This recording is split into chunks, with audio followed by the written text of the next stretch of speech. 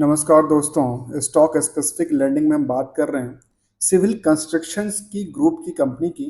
इसमें कुछ बड़ी चेहरा, कुछ छोटी चेहरा। हमने सीरियल वाइज सभी कंपनी के स्टडी करने का डिसाइड किया है और बैक टू बैक हम स्टडी करते जा रहे हैं। बाद में हम एक सभी कंपनी का एक ओवरव्यू लेंगे जो किसका परफॉर्मेंस किस लेवल पे कैसा रहा है। तो इस कंपनी की इस लिस्ट में हम बात करेंगे पीबीए इंफ्रास्ट्रक्चर्स लिमिटेड के बारे में। दोस्तों, कोई भी रिकमेंडेशन या एडवाइस नहीं है किसी स्टॉक के प्रति। जानेंगे पहले इस कंपनी के बारे में, कंपनी क्या करती है, क्या क्या इसके पास प्रोजेक्ट हैं और क्या क्या इसके पास डेवलपमेंट है और फंडामेंटल्स क्या दर्शाते हैं, क्योंकि साथ में इसका टेक्निकल ट्रेंड क्या दर्शाती है। यदि टेक्निकल ट्रेंड की बात करूं तो स्टॉक में थोड़ी सी गिरती है, थोड़ी सी चढ़ती है, थोड़ी सी गिरती है, थोड़ी सी चढ़ती है। इसका आकलन ही नहीं पता चलता आखिर स्टॉक इन्वेस्टमेंट पर्पस के लिए है या केवल ट्रेडिंग पर्पस के लिए है। अब यहाँ पे मैंने एक चीज़ देखा, जबकि को पिछले साल के डेटा देखो, नवंबर 7 की डेटा देखूं 2023 में, तो यहाँ पे क्या हो रहा है, स्टॉक जब जंप करना चालू किया तो इतनी बड़ी जंप किया। सोचिए, जिसके पास भी हुआ होगा, मैं ये नहीं कह सकता, जिनके पास ये इन्वेस्टमेंट हो था या शेयर थी, उनका किस तरह से पुल बैक हुआ, और जिन लोगों ने ऊपरी सतह पे लिया उनका किस तरह से पॉकेट ढीला हुआ, उसकी बात करेंगे। अब यहाँ पे हम देखिए, स्टॉक में जो जब स्टार्ट हुआ बुलिश लगाना, तो इसकी स्टॉक प्राइस थी करीब 9 रुपये के आसपास, और 9 रुपये से लेकर स्टॉक ने चलना चालू किया तो चला गया करीब 15 रुपये पे। अर्थात ये कहा जा सकता है करीब करीब 60% का ग्रोथ लेवल दर्ज करती है। उसके बाद दोबारा स्टॉक में क्या होता है, गिरावट गिरावट गिरावट गिरावट चलती जाती है। थोड़ा सा दोबारा पुल बैक आता है, और पुल बैक के बाद दोबारा जब गिरती है तो 5% की रफ्तार से गिरती है, 5% की रफ्तार से चलती है।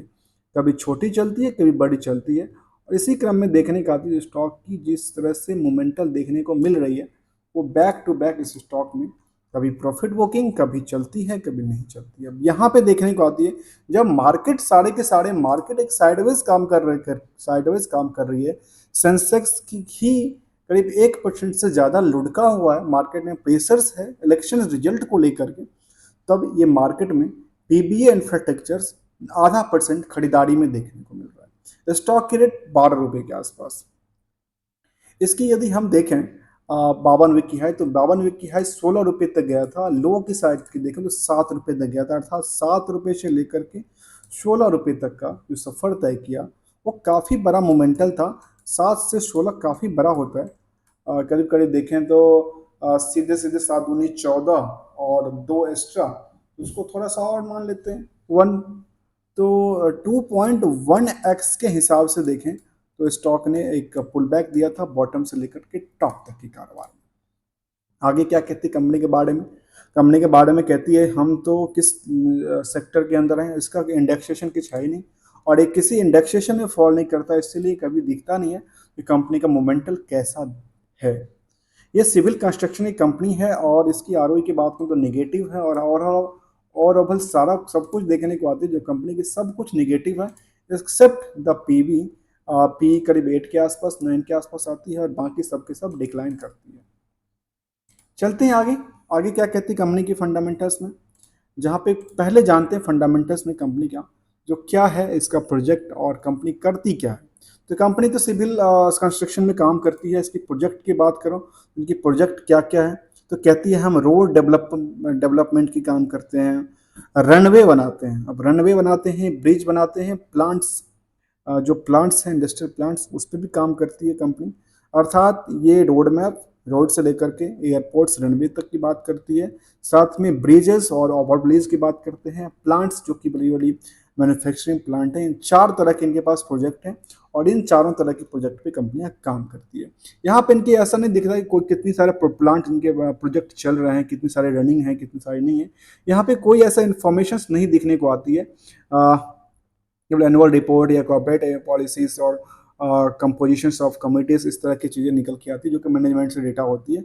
बाकी प्रोजेक्ट रनिंग क्या है क्या नहीं है वो यहाँ पे एक्सपेक्टेशन नहीं दिखती है इसके वेबसाइट्स पे। यदि कोई इन्वेस्टर ट्रैक करना चाहे इसके पास क्या क्या प्रोजेक्ट चलती है, वो यहाँ पे देखने को नहीं आती है। चलते हैं आगे, और आगे समझते हैं कंपनी का जो कि 1 साल के इस स्टॉक में, पहले बता दो स्टॉक में खरीदारी बिकवाली नहीं होती है। लगता है गिने चुने लोग ही इसको खरीदते हैं और बेचते हैं, जो कि हो सकता है गिने चुने लोगों में कौन आते हैं वो तो मैं नहीं कह सकता, लेकिन आप लोग समझते होंगे, समझदार लोग हैं। तो इस क्रम में देखें तो इसमें स्टॉक में कल पूरे दिन में, अभी आज के ट्रेडिंग सेशन की बात करूं तो पूरे दिन में 2 4 6 8 10 12 ट्रेड हुआ है। और 10 12 ट्रेड में देखें तो 210 ट्रेड यहाँ वॉल्यूम यहाँ आया था, 500 वॉल्यूम यहाँ, और सबसे बड़े वॉल्यूम्स यहाँ जब सप्लाई वधा बढ़ाया गया तो यहाँ पे 1200 के आसपास 1150 से ज़्यादा का सप्लाई आ गया, जो कि यहाँ पे मार्केट में एक जो गिरावट थी इसकी वजह, गिरावट के टाइम पे। आगे हम जानते हैं पूरे साल भर की चार्ट, साल भर के चार्ट में एक मैं ये कह सकता साल भर के चार्ट में सीधे सीधे जो स्टेबिलिटी थी स्टॉक की वो ये निकल के आती है जिसका एवरेज वैल्यू इसी के आसपास कारोबार करती नजर आती है। लेकिन ये कुछ शॉर्ट पीरियड में इस तरह के पुल बैक यहाँ पे देखने को मिला, और जितना पुल बैक बना उतना ही गिरावट देखने को मिली है। इसके बाद स्टॉक में अच्छी खासी जंप आई, और जंप के बाद जब दोबारा चलना चालू किया तो मैं इसको एवरेज निकालूं तो एवरेज कहाँ से निकले, मैं इसको कट करूं सीधे, क्योंकि एक बॉटम लाइन से कट करूं तो बॉटम लाइन से कट करने के बाद ये निकल के आती है स्टॉक की परफॉर्मेंस जो है अभी यहीं पे दोबारा आके हो सकती है खड़ा हो जाए, लेकिन यदि उससे आगे का मोमेंटल करती है तो आगे का और भी पोटेंशियल बन सकती है। और इस तरह के जो छोटे छोटे इसमें जो पुल बैक आए हैं वो शॉर्ट टर्म के लिए आए थे, कोई लंबे पीरियड के लिए नहीं आया था। यहाँ पे जब बड़ी आई थी तो बड़ी के बाद जब प्रेशर जब होती है तो गिरावट थोड़ी कम देखने को मिलती है, एकाएक बेचा नहीं गया, जिससे कि किसी को ये ना पता चले कि स्टॉक में कुछ ऐसा डंपिंग पंपिंग का सिस्टम्स है। ऐसा क्या क्यों कह रहा हूँ, क्योंकि स्टॉक में एक का एक 60% इंक्रीज करना बड़ी बात होती है। क्यों मैं 60% क्यों कह रहा हूँ, क्योंकि 9 रुपये के आसपास का स्टॉक, 8 रुपये 9 रुपये के आसपास स्टॉक सीधे 14 रुपये पे जाता है, तो 8 प्लस 14 6 रुपये के आसपास इंटर होते हैं। 8 रुपये का स्टॉक 6 रुपये इंक्रीज कर जाता है, तो काफ़ी मोमेंटल हुआ ना। 8 6 48 नियरली मुझे लगता है उससे भी 60% के आसपास का जंप है, उससे ज़्यादा का मोमेंटल हो रखा है स्टॉक में। हाँ, इसको मैं कई बार आपको बताऊंगा, जो कंपेयर करने के टाइम पे यदि इन्वेस्टमेंट यहाँ पे है और इस इन्वेस्टमेंट का दायरा यहाँ से यहाँ तक कंपेयर करेंगे तो परसेंटेज ऑफ चेंज दिखेगा। कई बार यहाँ से यहाँ देखने को आएगी तो परसेंट ऑफ चेंज दिखेगा, कई बार यहाँ से यहाँ देखने को परसेंट चेंज, कई बार यहाँ से यहाँ, और कई बार हो सकता है किसी बॉटम से कंपेयर करेंगे जिससे percentage of change, percentage of current price जो कि चेंज नज़र आएगा, वो भी परसेंटेज कई बार ग्रो और कई बार लेस दिखा सकता है। उस हम चलते हैं 5 दिन के चार्ट में, जहाँ पे एक छोटी सी बड़ी सी हल्का पुल बैक देखने को मिली, और यहाँ पे देखने को आती तो स्टॉक में क्या ऐसा रिएक्शंस हुआ जो स्टॉक ने यहाँ पे गिरावट, यहाँ पे इंक्रीज किया और यहाँ पे आके अटकी। ये इसका एवरेज वैल्यू ये निकल के आती है। तो हमेशा एक एवरेज वैल्यू पे एक अच्छी प्राइस पे कोई स्टॉक मिले तब तो ठीक है, नहीं तो अदरवाइज यदि कोई इस पे विदाउट अवेयरनेस के तौर पे किस स्टॉक में यहाँ पे आके हमने फंस गए, स्टॉक यहाँ से चलेगी और 13 रुपये के आसपास, तो फिर ये गिरावट में 10 रुपये आ गई, तब तो 30% का नुकसान हो गया स्टॉक में, 3 4 रुपये का नुकसान हो गया 10 रुपये के स्टॉक में, तो काफ़ी बड़ा नुकसान है। आगे क्या कहते हैं लेटेस्ट अपडेट में, जहाँ पे कहती है कंपनी एनुअल सेक्रेटल और कंप्लेंस हमने फाइल किया है, और कहती है कंपनी हमारा meetings intimations board meeting intimation of the board pursuance of the regulation 39 के हिसाब से था, जो कि 15/5 को अपडेट हुआ था। साथ में देखें कंपनी का लेटेस्ट में जो कि कुछ और बात, तो यहाँ पे आप और चीज़ निकल के नहीं आता। यहाँ पे बोर्ड मीटिंग के बारे में कंपनी क्या कहती है उसके बारे में ज़रा जानें और समझें कि क्या लेटेस्ट अपडेट था। तो कंपनी ने यहाँ पे कहा था 15 तारीख को, जो कि मई में अभी गुजरा है, उसमें कहा है कि जो हमारा जो अप्रूवल ऑफ क्या होगा, consider the approval the approved audited financial result along with auditor report audit report for the quarter and year and for the permission of the chairman. और ये 30 तारीख का डेट निर्धारित किया था, तो आज का डेट इसका आज है 30 तारीख, आज का डेट इसके लिए निर्धारित था और ये शेड्यूल किया गया है। तो देखने वाले रिजल्ट पार्ट है, इसका रिजल्ट का क्या रिएक्शन आने वाला है। चलते हैं आगे और समझते हैं क्या है बाकी स्टेटस। हम जो भी करेंगे स्टडी करेंगे वो हिस्टोरिकल डेटा बेसिस पे रहेगा, और उसके बेसिस पे देखें तो कंपनी का अभी कॉर्पोरेट एक्शन में एजीएम्स का पार्ट था, 23 में किया था, उससे पहले कुछ ऐसा नहीं था। 24 में कोई डिविडेंड नहीं दिया, 23 में कोई डिविडेंड का पार्ट रहा नहीं कंपनी के लिए। रिजल्ट अभी आना अवेटेड बचा हुआ है अभी इस मार्च वाले क्वार्टर का, और उससे पहले का जो रिजल्ट है दिसंबर तक में, उसमें तो देखने को आती है कंपनी एक तरह से डिक्लाइन करती है इन द रिवेन्यू पार्ट्स में। साथ में प्रॉफिट पार्ट में इतना बड़ा मोमेंटल है क्योंकि ये 15 करोड़ के आसपास टोटल रिवेन्यू था और नेट प्रॉफिट भी 15 करोड़ से ज़्यादा का है। मतलब ये रिवेन्यू से ज़्यादा नेट प्रॉफिट निकल के आ रही है। चलते हैं, अच्छी बात है, देखते हैं इसका और बाकी क्या निकल के आता है। इसका ऑपरेटिंग प्रॉफिट मार्जिन देखूं, ऑपरेटिंग प्रॉफिट मार्जिन में करीब 102% का ग्रो हो गया। अब इसी का डेटा को देखें हम थोड़ा सा स्कैनर के ऊपर, तो क्या निकल के आता है। ये कहती है कंपनी का जो कि हमारा टोटल सेल्स था 15 करोड़ के आसपास 23 दिसंबर तक का डेटा, उससे पहले 17 करोड़ के आसपास था। और हमारे पास जो ऑपरेटिंग प्रॉफिट था वो 3 करोड़ के आसपास का था। लेकिन हमारा ऑपरेटिंग प्रॉफिट मार्जिन 23% के आसपास था। लेकिन अदर अदर इनकम की बात करूँ तो हमारे पास करीब अदर इनकम 15 करोड़ के आसपास, 1 करोड़ जो है हमारे पास डिप्रिसिएशन वाली पार्ट्स को देखा जाए तो 18, टोटल 18 करोड़ के आसपास का प्रॉफिट बिफोर टैक्स होता है।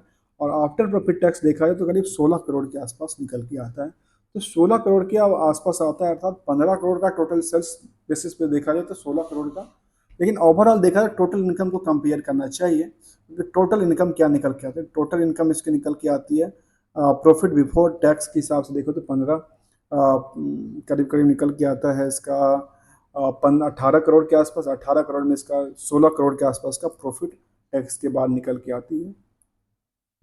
तो ये एक छोटा सा पार्ट था। रिजल्ट आएगा तो रिजल्ट के बाद और भी रिएक्शंस हो सकते हैं, लेकिन फिलहाल जो चार्ट दिखता है वो चार्ट के बेसिस पे ये दिखता है जो स्टॉक में लगातार एक गिरावट वाली सिचुएशन बनती जा रही है। और इसका मैंने स्टॉप के बारे में बताया, 10 से ज़्यादा नीचे गिरती है तो फिर उसमें चिंता की बात हो सकती है स्टॉक में। शेयर होल्डिंग पैटर्न की बात करें तो करीब 54% के आसपास 55 बांड लेते हैं और 45% के आसपास पब्लिक होल्डिंग। और पब्लिक होल्डिंग में कौन से ऐसे बड़े बुक बुल्स हैं जो स्टॉक को टेक ऑफ करके रखे हुए हैं। इस क्रम में एक चीज़ और बताऊं, जहाँ पे रेशियो एनालिसिस के हिसाब से ट्रेड पेबल्स का डेटा यहाँ पे अभी तक नहीं आया है, जो कि 23 मार्च तक है। 24 का, तो 24 के बाद देखेंगे इसको क्या निकल के आता है। दोबारा मौका मिलेगा स्टडी करने का तो हम रेंडमली कोई भी स्टडी करते हैं, जानते हैं इसके बारे में और समझते हैं। जो कि प्रमोटर्स के पास, साथ में पब्लिक के पास इसमें कोई भी बड़ा एक्शंस नहीं देखने को मिला। और पब्लिक में 45-46% की होल्डिंग है, बहुत बड़ी है। और इसमें कोई भी FI DI नहीं है, यहाँ पे कोई बड़ा पुल बैक नहीं देखने को मिला है। एनालिसिस की पार्ट को बात करूँ तो कंपनी में ओवरऑल देखने को मिला है 10 सालों में गिरावट है, उससे पहले 5 सालों में इंक्रीज किया है, इससे पहले 194%, 3 सालों में करीब 8%, 2 साल 1 सालों में देखने को 43%। उससे उसके बाद की चर्चा करूँ, इसके बाद की चर्चा में देखने को आती है स्टॉक लगातार एक गिरावट में ही देखने को मिल रही है, अर्थात डिक्लाइन कर रही है लगातार। तो इसका क्या कहा जा सकता इस स्टॉक में, जहाँ पे लोगों को एक साल में अच्छा खासा जंप मिला है अदर स्टॉक्स में, फिर यहाँ पे ये स्टॉक क्यों ले, क्योंकि स्टॉक की परफॉर्मेंस लेवल ही नहीं देखने को मिलती है। लगातार यहाँ पे ट्रेंडिंग का माहौल है, जिस तरह की बहुत सारी कंपनियां हैं, जैसे पेटीएम्स की बात करते हैं, यहाँ पे अक्सर न्यूज़ में छाई रहती है। 5% चलती है, 5% गिरती है, कभी कुछ न्यूज आ जाती है, कभी अदानी खरीद रहे हैं, कभी जियो मार्ट, कभी अंबानी खरीद रहे हैं, कभी और कोई कंपनी खरीद रहा है। अर्थात एक्चुअल क्या होता है वो कुछ समझ नहीं आता, पेपर्स कुछ भी कह देते हैं, बाद में कहती है कंपनी हमारा तो कोई मोटिव था ही नहीं, हम तो मार्केट के बेसिस पे काम करते हैं। चलते हैं इसी में, इसका कोई लेटेस्ट अपडेट मुझे मिला नहीं, मैंने जो इन्फॉर्मेशन यहाँ पे था मैंने इसको लेने का प्रयास किया। इसकी पीयर्स कंपनी मेलेंटी है, मैं इसको कभी चर्चा करूंगा नहीं, क्योंकि पीयर्स कंपनी से इसका कंपेयर किया ही नहीं जा सकता। कहाँ इसकी 3600 करोड़ के आसपास, कहाँ 11 करोड़ के आसपास, 11 रुपये का आसपास, और इसका 3625 का। टोटल रिवेन्यू के देखें तो 39,000 करोड़ के आसपास, कहाँ 15 करोड़ के आसपास। कहीं कंपेयर ही नहीं किया जा सकता इसको, इससे कंपेयर कभी किया जा सकता है तो इसको यूसुफ से किया जा सकता है, यूरानस नस इंफ्रा से किया जा सकता है, इराम इरा बिल्डिंग से किया जा सकता है, क्योंकि इसकी जो सेल्स है उसी अकॉर्डिंग कामकाज करती है। दोस्तों वीडियो अच्छा लग रहा हो तो लाइक शेयर सब्सक्राइब कर सकते हैं। हम इसके पीयर्स कंपनी को और साथ में एक चार्ट को देखें, यहाँ पे चार्ट में हम एक लास्ट चार्ट देखें, हमने ऑलरेडी एवरेज का देखा था, और एवरेज में 50 डे के हिसाब से देखें तो एवरेज वहीं आठ की अटकी पड़ी है, करीब करीब 11-12 रुपये के आसपास से ज़्यादा गिरती है, तो फिर एवरेज प्राइस में दिक्कत आती है। दोस्तों वीडियो अच्छा लग रहा हो तो लाइक शेयर सब्सक्राइब कर सकते हैं इसी तरह के वीडियो देखने के लिए। कंप्लीटली स्टडी पर्पस, ना कोई रिकमेंडेशन ना कोई advice. Thank you so much for joining here.